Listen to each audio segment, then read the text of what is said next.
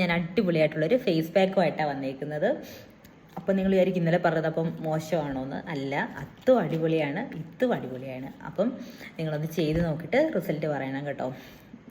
പിന്നെന്ന് പറയുന്നത്, നമ്മൾ എന്ത് കാര്യം ചെയ്യുമ്പോഴും ഒരു ദിവസം ചെയ്തിട്ട് നിർത്തരുത്. ഇപ്പോൾ ഡെയിലിയൊക്കെ യൂസ് ചെയ്യാൻ പറ്റുന്ന ഒരു പാക്കാണെങ്കിൽ അത് കണ്ടിന്യൂസ് ആയിട്ട് ഒരു 7 ദിവസം വരെയെങ്കിലും നിങ്ങളത് ചെയ്യാൻ നിങ്ങൾ നോക്കണം.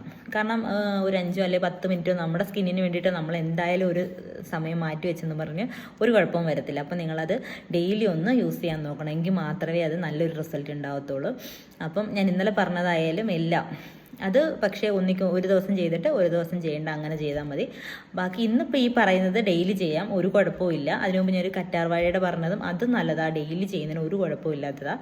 അപ്പം ഇപ്പോൾ നമുക്ക് എന്താണെന്ന് നോക്കാം. അതായത് നമ്മുടെ പാലുണ്ടല്ലോ, അത് ഒരു 1/2 കപ്പ് പാലെടുത്തിട്ട് അതിലേക്ക് ഒരു 2 ടേബിൾ സ്പൂൺ ശർക്കര പൊടിച്ചിട്ടിട്ട് നല്ലപോലെ കുറുക്കിയെടുക്കണം. കുറുക്കുന്ന സമയത്ത് നമ്മൾ വിചാരിക്കും അത് പിരിഞ്ഞു പോയെന്ന് വിചാരിക്കും, പക്ഷെ പിരിഞ്ഞു പോകുന്നതല്ല, അത് അങ്ങനെയാണ്.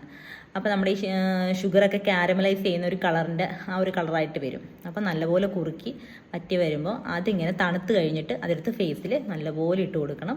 എന്നിട്ട് ഒരു 5 മിനിറ്റ് വെച്ചാൽ മതി കേട്ടോ, തോനെ നേരമൊന്നും വെക്കണ്ട. വെറും ഒരു 5 മിനിറ്റ് വെക്കുക, വാഷ് ചെയ്യുക. നല്ല റിസൾട്ട് കിട്ടും. ഫേസ് നല്ലപോലെ ബ്രൈറ്റൻ ചെയ്യുന്നൊരു അടിപൊളിയായിട്ടുള്ളൊരു പാക്കാണ്.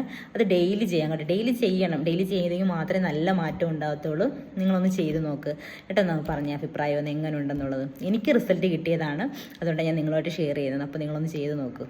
അപ്പോൾ നമുക്ക് അടുത്ത വീഡിയോയിൽ കാണാം. ടാറ്റ.